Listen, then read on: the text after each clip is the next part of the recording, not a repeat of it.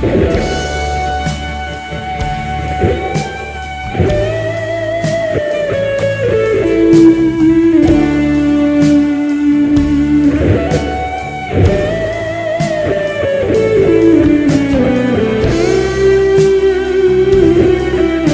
ragazzi, ma un assolo di chitarra sono soltanto delle note di una scala suonate su un accompagnamento oppure è qualcosa di più?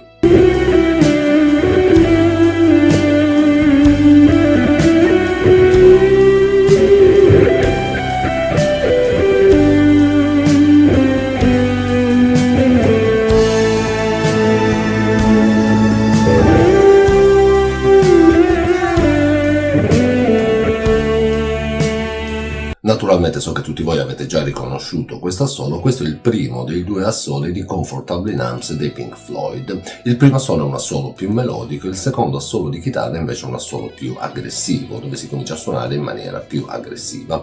Per capire proprio se un assolo di chitarra sono semplicemente delle note di una scala suonate su un accompagnamento oppure c'è qualcosa di più, lo facciamo proprio con il primo assolo di Comfortably Numb, che è un assolo, vi ripeto, totalmente melodico, così come avete ascoltato. In realtà un assolo di chitarra è un canto e David Gilmour, che è un eccelso chitarrista, ci dà proprio l'esempio di come far cantare il nostro strumento con questo primo assolo di Comfortably Numb.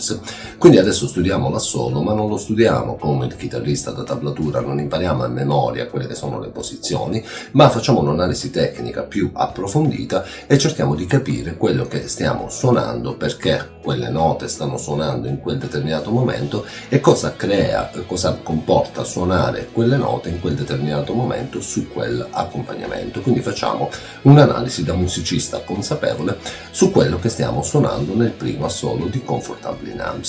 Per suonare la musica dei Pink Floyd è doveroso fare un cenno sul suono. Nei Pink Floyd la chitarra di David Gilmour ha un suono molto particolare, un suono molto curato e curato nel minimo dettaglio. Quindi adesso facciamo anche una piccola analisi su quello che è il suono e come ottenere un suono alla David Gilmour.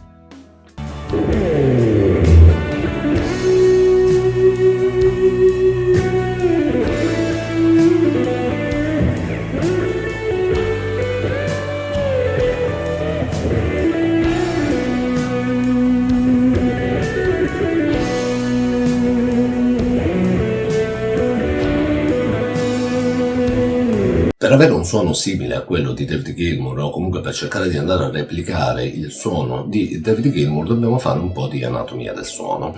Dobbiamo innanzitutto identificare quella che è la catena del segnale, ovvero tutti i passaggi che il segnale fa partendo dalla chitarra fino alla fine della sua corsa, che è l'uscita dall'amplificatore. Per quanto riguarda la catena del segnale di David Gilmour, parte naturalmente dalla chitarra, poi va all'interno del compressore, dal compressore va all'interno dell'overdrive, dall'overdrive passa all'interno del Big Muff, dal Big Muff passa all'effetto di modulazione, dalla modulazione passa al delay e dal delay va direttamente all'amplificatore.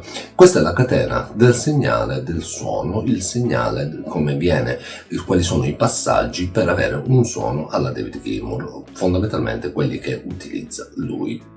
Vediamo adesso punto per punto questi passaggi e vediamo come andare noi a replicare con i nostri strumenti il suono alla David Gilmour. Innanzitutto David Gilmour come chitarra ha una Fender Blackstrat del 1969 che monta al ponte dei Seymour Duncan SSL 5, che sono dei pick-up un po' più, che danno un suono un po' più corposo, un po' meno tagliente. Questa è una bellissima chitarra a cui è stato anche cambiato il manico, credo, nel 1978. Ad ogni modo questa è la chitarra di David Gilmour, la Fender Blackstrat del 1969. Io ho una Fender Stratocaster made in Messico, ma va bene, lui ha la Fender Blackstrat ma è David Gilmour, io sono io e quindi non ho una chitarra da 4 milioni di dollari, però ho cercato di simulare un suono alla David Gilmour e ottenere un sound il più possibile simile a quello della sua chitarra. La sua chitarra poi passa all'interno del compressore. Come compressore compressore lui utilizza fondamentalmente un Dynacomp o un Boss CS2. Il compressore da David Gilmour non viene utilizzato per andare a schiacciare il suono, per andare a comprimere il suono, ma viene utilizzato per dare sustain. Quindi il compressore fondamentalmente non ha la funzione di comprimere il suono, ma ha la funzione di dare sustain, di far durare le note il più a lungo possibile. Quindi settate il sustain del compressore a un livello abbastanza elevato. Dal compressore si passa all'interno dell'overdrive. L'overdrive che utilizza è un Color Sound Power Boost. Il Color Sound Power Boost deve essere settato, o comunque l'overdrive che voi avete, deve essere settato in maniera molto leggera, deve essere leggermente distorto, il gain deve essere al minimo, perché deve rimanere un canale fondamentalmente pulito, il segnale deve ancora rimanere pulito. Perché deve rimanere pulito? Perché nel passaggio successivo della catena del segnale va all'interno del Big Muff. Il Big Muff ha bisogno di lavorare su un canale che sia pulito. Quindi settate l'overdrive con un livello di gain molto basso, quindi deve essere leggermente distorto, proprio si deve avvertire leggermente, ma il canale fondamentalmente deve rimanere pulito. Dall'overdrive si va all'interno del Big Muff. Il Big Muff fondamentalmente io credo utilizzi un modello del Russian, il Big Muff Russian. Il Russian ha un suono che è più scuro, un suono che è più corposo. Il Big Muff di suo ha il problema di tagliare quelle che sono le medie, e il problema, suonando con il pick up al ponte direttamente ad esempio con un Big Muff, si avverte quel suono molto tagliente, perché il Big Muff va a tagliare le frequenze medie. In questo caso come possiamo risolvere? Innanzitutto, se avete un Big Muff Russian, già un suono più scuro, un suono più denso, un suono più corposo, e già di suo risolve un po' questo problema. Però lo possiamo risolvere dalla chitarra. Dobbiamo abbassare quelli che sono i potenziometri del tono, chiuderli e metterli su un livello di 7-8, poi comunque dovete utilizzare l'orecchio anche per andare a vedere qual è il livello di tono utile per andare a ridurre questa sensazione di suono tagliente che si ha utilizzando il pick up al ponte e utilizzando un Big Muff. Quindi comunque intorno a un livello 7-8, niente toni aperti, ma toni intorno al 7-8. Dal Big Muff si va sugli effetti di modulazione. Per l'effetto di modulazione lui utilizza un Electric Mistress, che fondamentalmente è un flanger. L'Electric Mistress deve essere settato in maniera molto leggera, deve avere un range molto basso, non deve essere tipo il flanger, che ne so, di The Number of the Beast degli Iron Maiden, ma deve essere settato in maniera molto leggera, di modo da dare quel tipico corpo e quel tipico sapore metallico che è il tipico sound dei Pink Floyd. Quindi l'Electric Mistress è settato in maniera molto leggera, senza andare a esagerare con i settaggi. Poi per quanto riguarda sempre la modulazione, lui utilizza in concerto, probabilmente anche in studio, utilizza per generare l'effetto Leslie, l'effetto di rotazione, di movimento d'aria del suono, utilizza dei cabinet rotanti, della Yamaha. Naturalmente noi comuni mortali, almeno io a casa non ho dei cabinet rotanti della Yamaha o dei cabinet rotanti per avere un effetto Leslie che mi generi il movimento d'aria. Quindi come posso risolvere questo problema? Questo problema lo posso andare a risolvere inserendo un chorus. Dobbiamo settare il chorus di modo che vada a simulare questo spostamento del movimento d'aria con un cabinet rotante. Come facciamo? Settiamo il chorus con un range molto basso, ma con una profondità, con un pitch, con una profondità molto elevata. In questo modo il chorus andrà a simulare proprio quello che è il movimento dell'aria, andando a simulare un po' quello che è l'effetto Leslie generato dai cabinet rotanti della Yamaha che ha lui. A questo punto poi dall'effetto di modulazione si va al delay. Il delay è proprio il respiro del suono, il compressore è il cuore, mentre invece il delay è proprio il respiro di questo suono. Il delay deve essere settato intorno ai 440-450 millisecondi e le ripetizioni, il feedback, devono essere circa 4-5. Mi raccomando, non settate il delay di modo che la nota che viene ripetuta dal delay vada a sovrastare quella che è la nota che state suonando, quindi impostate 440-450 millisecondi e un feedback di 4-5 ripetizioni. fondamentalmente lo scopo del delay è quello di andare, in questo caso, è quello di andare a sentirsi nei momenti in cui ci sono quei bending prolungati o nei momenti in cui c'è quel piccolo silenzio, di modo da dare l'impressione che ci sia un'orchestra che stia accompagnando la chitarra mentre sta suonando. Quindi delay 440-450 millisecondi e ripetizioni 4-5, poi naturalmente settatelo sempre di modo che quando suonate alla velocità, se suonate ad esempio il solo di Comfortably Numb, vi renderete subito conto ascoltando se state sovrastrando quello che è il suono originale che state suonando in quel momento o effettivamente il delay sta facendo è settato bene per lo scopo che deve avere in quel momento, che è quello di simulare un'orchestra che accompagna la chitarra mentre state suonando. A questo punto dal delay si va all'uscita direttamente del segnale. L'uscita del segnale per gli amplificatori, David Gilmour utilizza degli iPad che sono comunque pulitissimi e potentissimi, quindi sono proprio degli amplificatori molto puliti ma anche molto potenti. Quindi in ogni caso, se voi utilizzate un amplificatore valvolare, andate ad abbassare quello che è il gain e alzate il master volume, alzate il volume master, quindi abbassate il gain di modo che il suono non si vada a distorcere, perché deve uscire da un amplificatore che sia pulito e anche potente. Quindi se avete un amplificatore valvolare a casa, anche un piccolo Orange, un piccolo Box, non lo so, un amplificatore valvolare, settate il gain al minimo, però alzate quello che è il volume master. Con queste piccole indicazioni, utilizzando tutti questi passaggi, se avete tutti questi pedali, potete avere un suono molto simile a quello di David Gilmour. Io però non ho tutti questi pedali e non ho questa attrezzatura. Adesso vi faccio vedere come ho ricavato invece questo suono che avete appena sentito.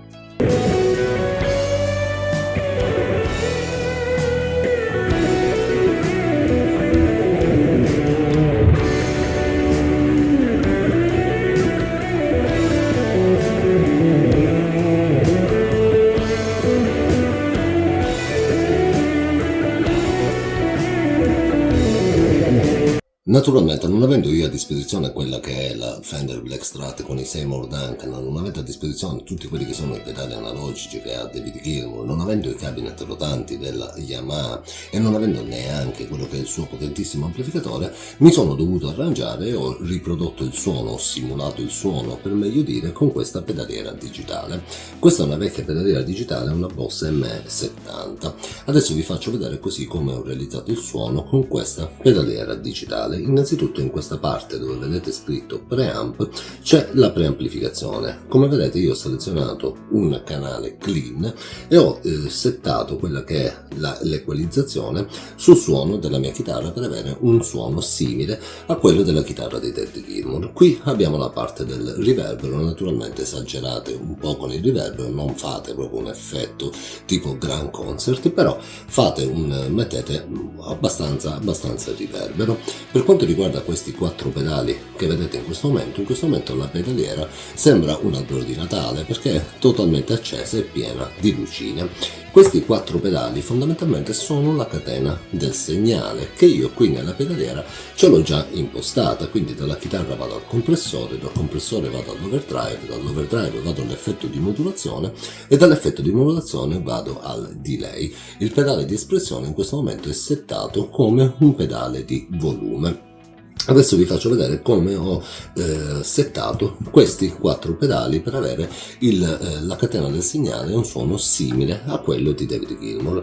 Innanzitutto il compressore, io ho selezionato un compressore solo che ha un suono un po' più corposo e ho alzato quello che è il livello del sustain, che è questa levetta qui. Ho alzato il livello del sustain proprio per fare in modo che la nota duri più a lungo, così come utilizza il compressore della Boss, il CS2, così come lo utilizza David Gilmour, quindi per avere una nota che duri di più. Ho alzato il sustain, quindi non sto utilizzando il compressore per schiacciare il suono, ma per farlo durare di più.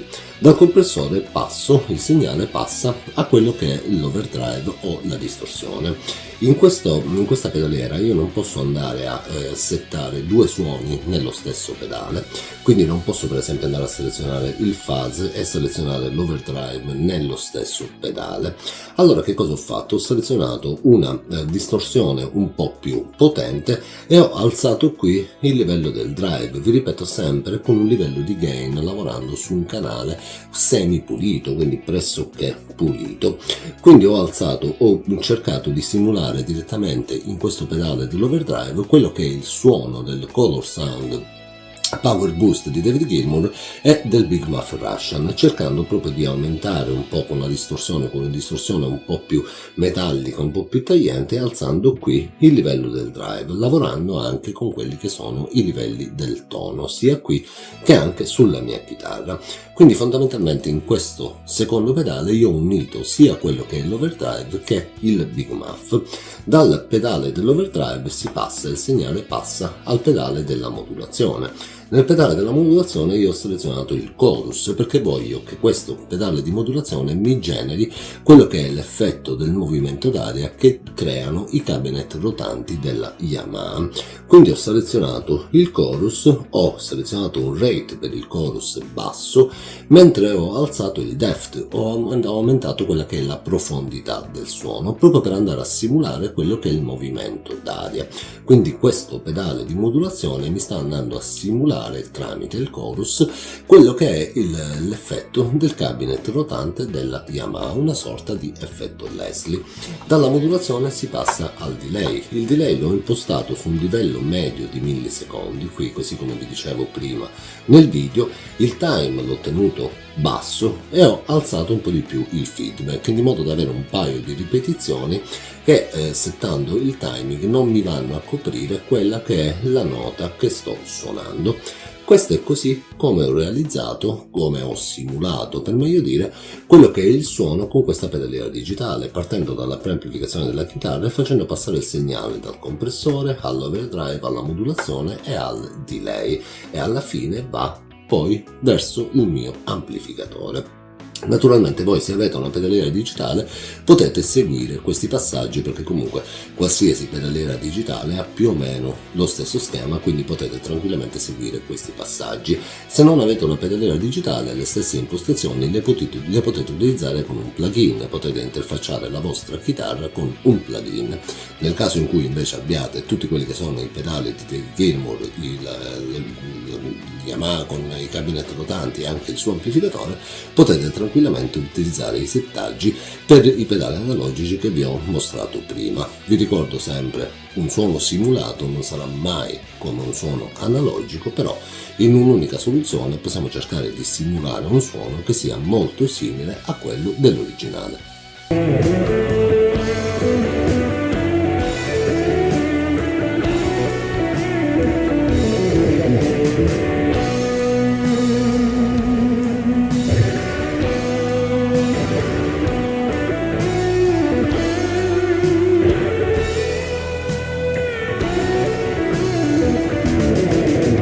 Fatta questa doverosa precisazione sul suono, perché se intendete suonare un assolo di David Gilmour o comunque suonare la musica dei Pink Floyd, avere un suono che sia simile a quello dei Pink Floyd e alla chitarra di David Gilmour, che è un suono molto curato, è fondamentalmente necessario. Adesso impariamo a suonare quello che è il primo assolo di Comfortably Numb, che è un assolo melodico, è un assolo più solare rispetto al secondo assolo, che è un assolo più cupo.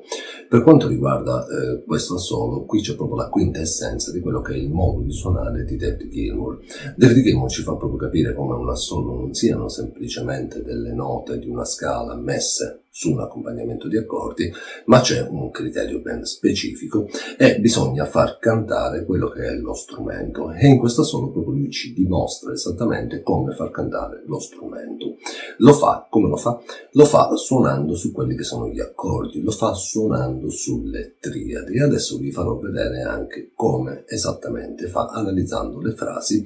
Quindi studieremo l'assolo non tanto come il chitarrista da tablatura, imparando a memoria quelle che sono le posizioni, ma andremo a capire perché quelle note stanno suonando in quel momento e come si sta spostando e perché sta dando importanza a determinate note rispetto ad altre note su un determinato accompagnamento. Quindi impareremo l'assolo, lo comprenderemo l'assolo più che imparare a memoria l'assolo, comprenderemo quello che è questo assolo di chitarra, così come farebbe un musicista consapevole.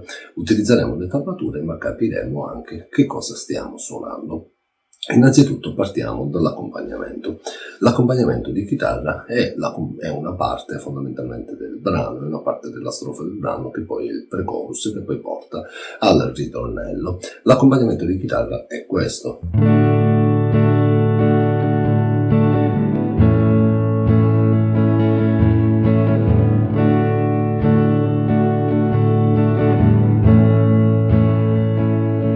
Vabbè, ve lo canto così vi faccio capire anche qual è la parte. There is no pain you are receiving,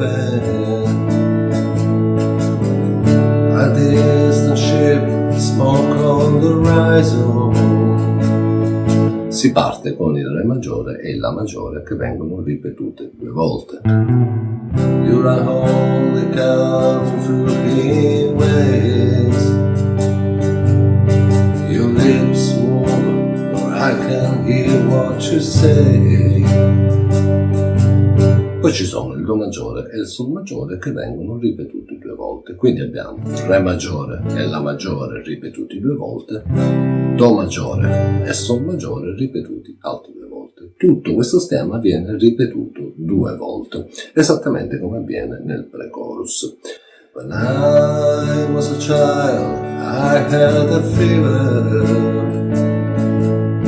My hands felt just like 2 balloons. Re maggiore e La maggiore, poi si va sul Do. Now I got the feeling once again. I can't explain, you won't understand. This is not who I am. E per finire l'assolo si va anche proprio direttamente sul chorus. And I have become comfortably nice. L'assolo finisce sull'accordo di Re maggiore e si riprende con il Si minore. Ok, just a little bit break. Si riprende con quella che è la seconda strofa di Comfortable Arms e poi si arriva a quello che è il secondo assolo. Quindi accompagnamento di chitarra, Re, La, ripetuto 2 volte, Do, Sol, ripetuto 2 volte. Poi c'è la parte finale del chorus dove si va sul La maggiore, Do maggiore, Sol maggiore e Re maggiore e finisce l'assolo. Questa è una solo melodica, non solo solare. La scala che utilizza naturalmente è la scala di Re maggiore. Utilizza la scala di Re maggiore in questa porzione del manico. Poi si sposta in quest'altra porzione del manico utilizzando quella che è diciamo la seconda diteggiatura della scala di Re maggiore e poi va in quest'altra porzione del manico utilizzando l'ultima diteggiatura, tra virgolette, della scala di Re maggiore. Quindi le scale che utilizza sono la scala di Re maggiore,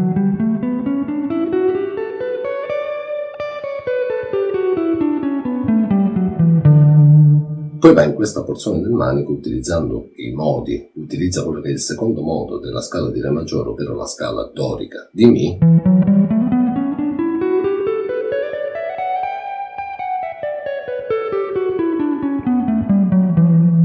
E poi va in quest'altra porzione del manico utilizzando quello che è il sesto modo della scala di Re maggiore, che è la scala minore naturale di Si.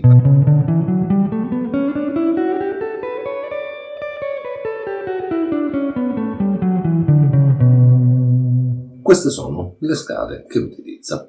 Adesso l'assolo io non ve lo suonerò con la distorsione, ma ve lo suonerò con il suono pulito, perché mi interessa che voi capiate esattamente le note e le frasi, perché stanno suonando in quel momento e perché sta dando importanza a quelle note. Quelle note noi le chiameremo note target, sono la nota, diciamo, obiettivo.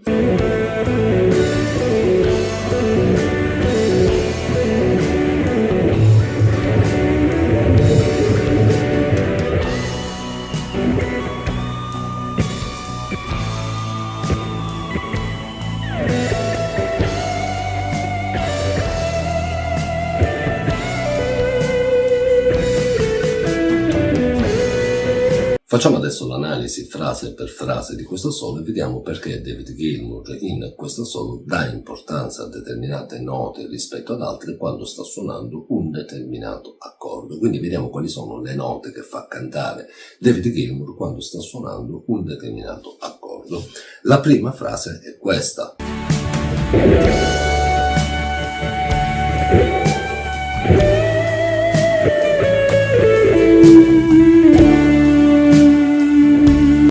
Lui inizia l'assolo dando importanza a questa nota, fa risaltare questa nota. L'accompagnamento che sta suonando è l'accordo di Re e lui dà importanza a questa nota. Questa nota è un Fa diesis.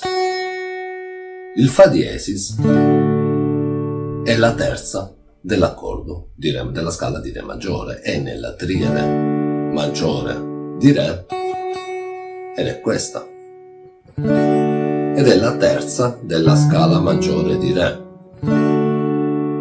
E lui quando sta suonando l'accordo di Re maggiore enfatizza il Fa diesis, poi effettua un piccolo bending a raggiungere il Sol, ritorna sul Fa diesis ed effettua un bending di un tono da questo Re fino a raggiungere il Mi.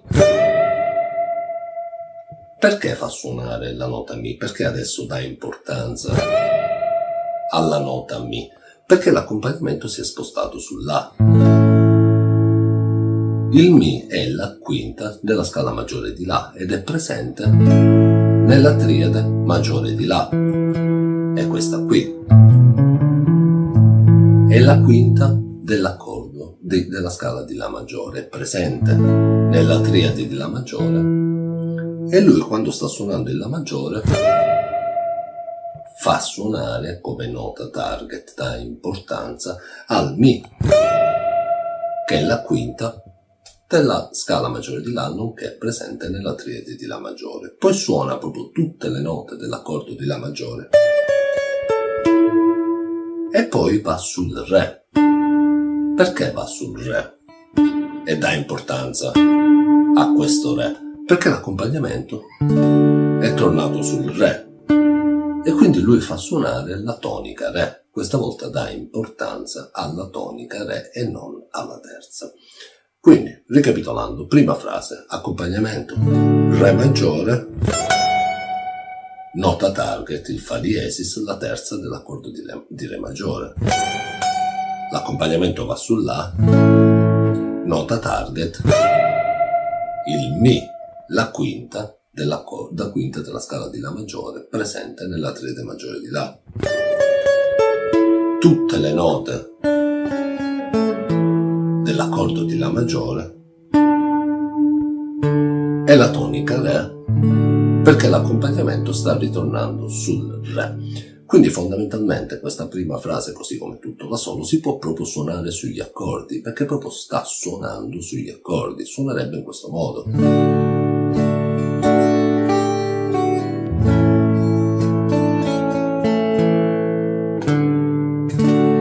Ok? Queste sono proprio le frasi Fa diesis, Sol, Fa diesis, accordo di La maggiore con presente il Mi, tutte le note dell'accordo di La maggiore e la tonica Re. Lui lo fa qui. Terza, quinta dell'accordo di La maggiore, tutte le note dell'accordo di La maggiore, tonica Re, perché l'accompagnamento torna sul Re.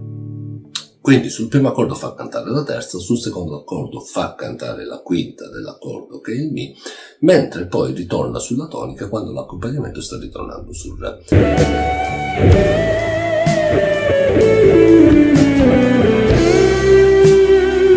L'accompagnamento è ritornato sul Re e lui effettua nuovamente lo stesso fraseggio. Fa diesis, terza di Re maggiore, Sol, Fa diesis, l'accompagnamento va sull'A e lui fa suonare il Mi. Questa volta però l'accompagnamento non torna dopo il La sul Re, ma va sul Do, quindi lui effettua questa frase.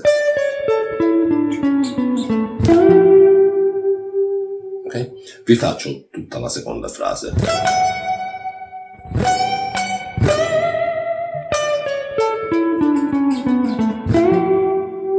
Ed effettua questo bending di un tono e mezzo partendo da questa nota e va a raggiungere il Sol.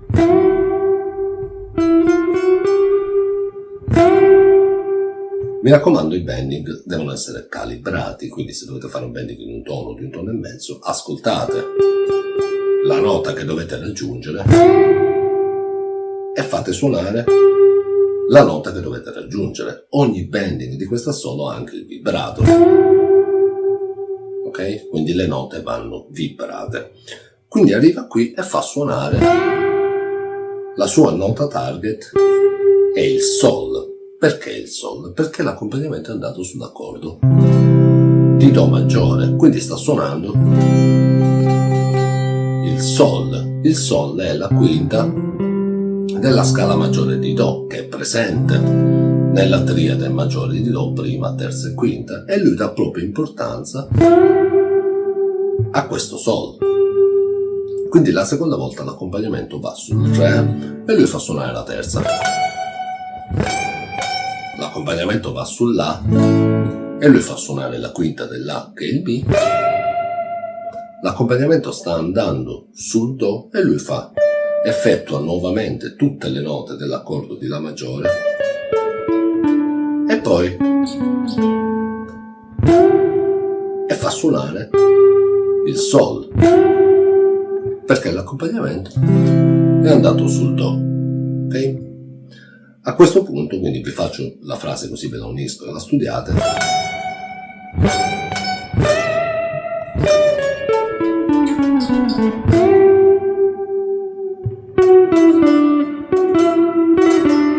A questo punto effettuo questo passaggio e va a dare importanza a questa nota. Vi rifaccio il passaggio. Va a dare importanza a questa nota. Questa nota è un Re. Perché questa volta sta dando importanza al Re? Perché l'accompagnamento si è spostato sul Sol, Do e Sol. Quindi quando sta suonando il Do fa suonare il Sol. Quando l'accompagnamento va sul Sol dà importanza al Re. Il Re è la quinta della scala maggiore di Sol, è presente nella triade maggiore di Sol perché è la quinta. Ecco perché lui, come nota target, va a scegliere il Re quando sta suonando il Sol, perché è la quinta del Sol maggiore che è presente nella triade maggiore di Sol. Quindi, seconda frase, accordo di La, accordo di Do, accordo di Sol. Poi effettua quest'altro passaggio. Ok? Ve lo faccio di nuovo. E fa un bending di un semitono a raggiungere il Sol. Ok?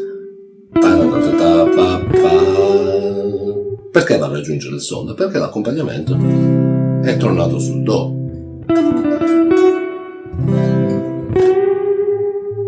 Ok? Quindi vi faccio di nuovo tutte le parti. La prima parte.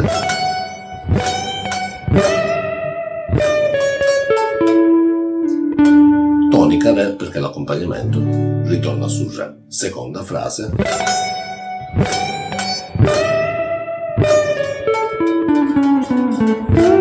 Bending di un tono e mezzo a raggiungere il Sol perché l'accompagnamento è andato sul Do. Enfatizziamo la nota Re perché l'accompagnamento è andato sul Sol. A questo punto altro passaggio e si va a enfatizzare come nota target nuovamente il Sol perché si è ritornati sul Do maggiore.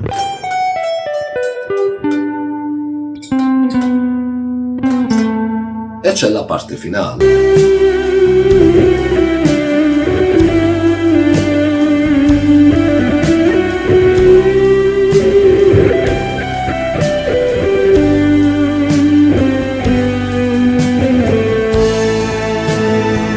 Ve lo faccio più lentamente.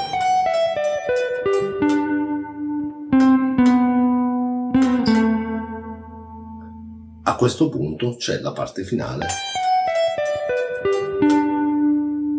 Si enfatizza questa nota che è Re e si enfatizza il La.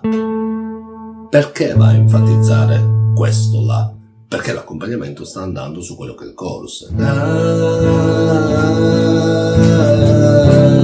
Have become comfortably numb.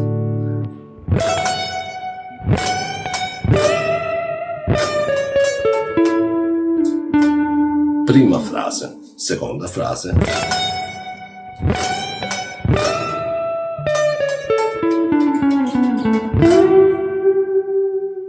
terza frase, quarta frase, finale.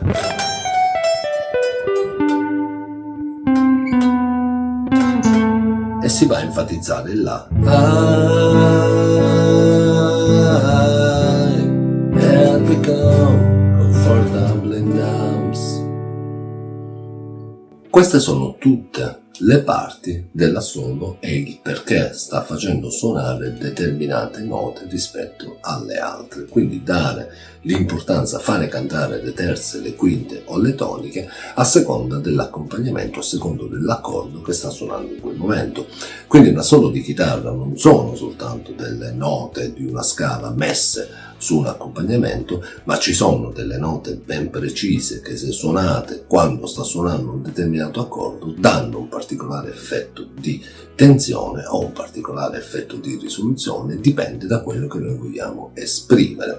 Quindi nel caso di David Gilmour inizia con la terza sull'accordo di Re maggiore, che è il Fa diesis, poi fa suonare la quinta sull'accordo di La maggiore e poi va sulla tonica per andare a risolvere quando riapre nuovamente l'accordo di Re maggiore, suona nuovamente la terza, l'accompagnamento va sull'accordo di La, suona la quinta dell'A che è il Mi, questa volta l'accompagnamento va sul Do e lui va a raggiungere il Sol, che è la quinta dell'accordo di Do maggiore, presente nella triade maggiore di Do. L'accompagnamento si sposta sul Sol e lui enfatizza il Re, che è la quinta della triade maggiore di Sol. A questo punto c'è il finale, sul finale va a enfatizzare la nota La perché l'accompagnamento sta andando ad aprire sull'accordo di La maggiore. Ecco come è strutturato questo assolo di Comfortably Numb.